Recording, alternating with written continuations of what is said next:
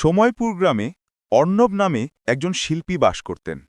তিনি বিশ্বাস করতেন কাজের সময় একটি নদীর মতো, কখনো দ্রুত, কখনো ধীর, কিন্তু সর্বদা উদ্দেশ্যপূর্ণ।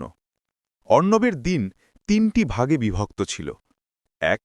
সোনালি সকাল, সকাল ৮টা থেকে ১২টা।